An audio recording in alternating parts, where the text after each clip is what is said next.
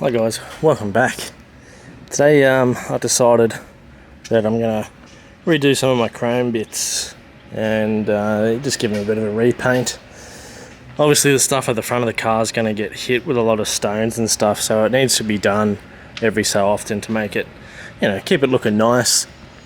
I also decided, I've been thinking for a little while about doing all the chrome trim around the top of the doors and the windows and stuff. So I thought I'll rip them off and we'll paint them as well. Now these top bits are quite easy to get off. As you can see, they're just secured by a little plastic clip that goes inside that hole. This front corner piece that sits on top of the black pillar, be pretty careful with that one because that one's pretty easy to break. As you can see, it's just got these little plastic clips that helps to fasten it to the car. These are quite delicate and they can break quite easily, like the whole chrome piece, so just be careful. There's also a black bit of rubber that goes behind it that just helps to seal it and stop water getting in. Make sure you keep that one. Obviously taking it off because I'm going to paint it. Very similar to this long trim piece above the doors.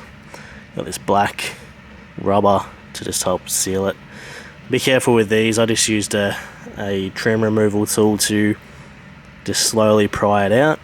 Comes out quite easily, but you obviously just need to be very gentle. Now, with these pieces that under the windows, I think I'm going to leave them in place, mask it all up, and then obviously spray it where it sits. I'm sure they do come off, however, I don't really want to take the risk pulling them off. Now, I typically use this Rust-Oleum gloss black, which is great. It lasts a long time. The UV doesn't seem to affect it too much, and it just paints really nice. Plus it also has a primer in it. Now, yesterday I used this one because there was no Rust-Oleum at Bunnings, so I just grabbed this, which was the Dulux Duramax High Performance Enamel, all this gloss black, yada yada yada. However, I found that this was actually really bad. It sprays on, just terribly. Has a sort of a wrinkle sort of a look when you spray it on, and it just doesn't seem to adhere to the plastic very well. So I recommend not using this because I spent 2 days sanding down the front grille of the car, repainting it, and then this would spray on crap, and then I'd have to sand the whole thing and then repaint it. So that was a big pain in the bum, and that's where it belongs, in the bin. So grab this stuff. It's about $16 a can, and it's just well worth it. Like, this stuff is really, really good, so highly recommend that. Now, I seen recently that someone put up a quote to do the whole chrome delete on the car and also do the wood grain delete in their Patrol as well. And the quote was something like $5.5 grand for all that. And I just cannot understand how it can cost that much. Like, of course, they're not using a bit of Rust-Oleum spray paint. I mean, they're going to spray it properly with, a spray gun that I have over here, and they're going to, do it properly. Not to say that the way that I'm doing it isn't, a way that you can do it, because, it obviously is. However, a bit of gloss paint and, a bit of time to spray it on and take everything off surely doesn't cost $5.5 grand. I just can't believe that. My mind is blown. Now, as I've mentioned in previous videos, making sure that you're at least a good 15 to 30 centimeters away from the actual thing that you're painting. You want the spray paint to just dust what you're painting. Sort of the best way to describe it. Sort of to fall on it and not be a super thick coat. The reason for this is you want to do multiple coats, because if you get it really thick at the beginning, it's just going to run, and you're going to have really terrible looking pieces of whatever it is that you're painting. So I'll probably be about here, away from whatever I'm painting, which is probably about 15 centimeters. And as you can see, I've got a nice, just perfect coat on that. You can see it's this nice, glossy, There's no running or streaking in it, doesn't look thick, and there's no sort of weird marks or anything in it, which can happen as well if you're not careful. So it's just a little tip. Now, something to complement the paint if you really want to extend the life of whatever it is that you're painting, you can get yourself a clear coat and you can just go over it once everything's dried. It's obviously beneficial to be able to do it out in the sun on a clear day where it's not windy and there's no rain forecast. Humidity is sort of lowish. Painting during humidity isn't that great. However, you know, if you're doing it in a garage or something like that, you can sort of control it a little bit. But however, you definitely do want to do it in the sun so the paint does have a good chance to set and dries nice and hard. So once you've given it at least a good couple of hours in the sun to dry, then you can hit it with a clear coat just to help seal it in and protect that paint a little bit longer. I did do a clear coat on this front grill chrome piece and it definitely did last a bit longer. This Rust-Oleum stuff seems to do quite a good job, and it is designed for indoor and outdoor use. So it is is sort of designed to be in the sun.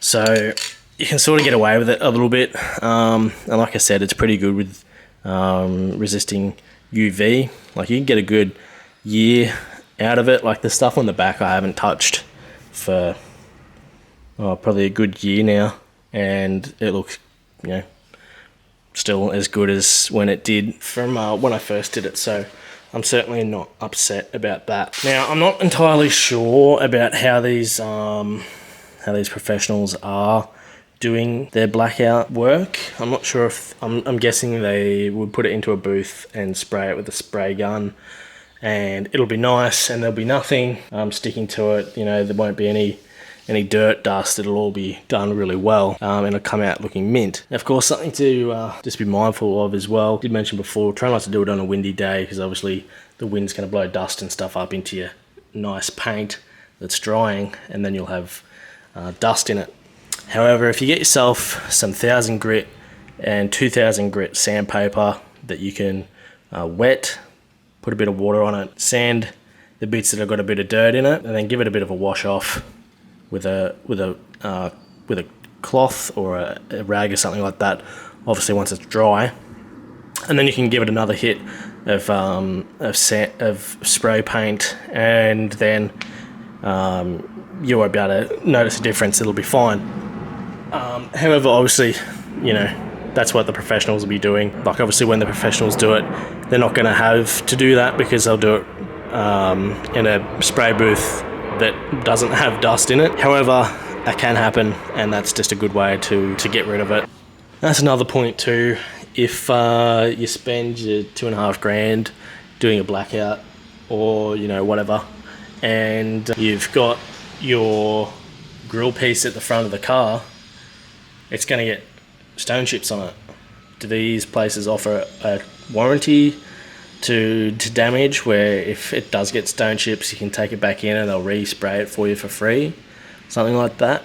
Because it will happen, especially if you're using your car to four-wheel drive and you're on gravel roads and that sort of thing. You will get stone chips. So are they like warranting it? Are they coating it with something else as well? I mean, because you spend all that money and then it gets stone chipped, and then what? You've got to go and spend another $2,500 or another however much to get the front of it redone. That's why I just can't justify it having to take it to someone. I just think it's ridiculous. Isn't this just true to form? I just finished masking up the car and it starts to rain. It's only just this one big cloud, blue sky about, but there's this one big cloud that's hanging over. So that's a real pain. It's really annoying. So yeah, obviously now is not the right time to paint. Right, the rain's mostly stopped. Now I've cleaned these trim pieces with Bowden's window cleaner. It's obviously got an alcohol content in it, which helps to dry the actual spray itself, and it works really good on these sort of chrome bits to help remove all the little bits of watermarks and stuff on it. So I will go back over it with a a cloth again before I paint it, just to get all the little bits of residue and stuff off. As you can see, I'm just using some actual proper paint tape. This is really good because it won't damage this paint. This is what I'm using, the frog tape, really good doing all this painting sort of stuff. You can get nice sharp lines. I find that it works really well. Can't remember how much it is, but it's really good. This is the medium adhesion one, so it doesn't pull your paint off, it doesn't leave any residue on your paint, and it's quite easy just to peel it off, but it sticks really well as well, which is great. So that's what I'm using, and I do recommend that stuff. It's very good. Now, to anyone who has actually got this package done before, do you rate it? Is it worth it? Let me know. Alright guys, we're ready. That's a whole roll of the tape. So I think I've got like every bit as best as I can. Thing is masked up and is looking pretty good. So I think we're ready to go. So this was a good couple of hours of just masking this up and the prep work of it all. So they say that the prep work is the hardest part of painting and is the most important, and the painting part is actually the easy bit. It's the prep work that's hard. So I'm hoping it's paid off. All right, all the masking tape and rags are now off, and I reckon it looks really great. Turned out really good. I had to do a little bit of sanding on here, just so there was a bit of dirt on this side, but that all cleaned up really nice. It's still a bit sticky, but once it dries proper, a good polish on it should help. All the top is good too. That all clipped back on really nice. Bit in nicely too. You can see the contrast between the chrome there and also the black. So it'd be good to also get rid of that as well. Right, I've just done my first coat and it just rained as I was taping everything up, and I was nearly done, so I had to wait a little bit for everything to dry out. So hopefully it's obviously not the best conditions, however I think it's fine. The first coat looks really good actually, so I'm really happy with that. Second coat, once this dries a little bit, and then it'll be done. I'll be able to leave it. It's obviously this side's a little bit more different than the other side because we've got the awning as well as the snorkel. So I have to tape up the snorkel, and obviously it's a bit hard to get in there because of the snorkels in the road. Went and bought some much thicker tape, which has just allowed me to just cover all the bits with tape, and a bit easier than having to use the rags. Alright, so that's the second coat on there now, and it looks mint. Looks really good. Looks better than the first side actually. So really happy with that. Let this dry, and then later on this evening take this tape off, and then we'll be done. So I hope you guys have enjoyed this video, and I hope it'll give you guys the confidence to have a go yourself, because it's really not that hard, and it is actually quite enjoyable, especially to do something yourself. Thanks so much for watching. If anyone has actually had this done to their car by a professional, let me know. What is it like? Do they tell you how they do it? Is it worth the money? Very interested to know. Thanks for watching guys, stay safe out there, and I'll see you in the next one.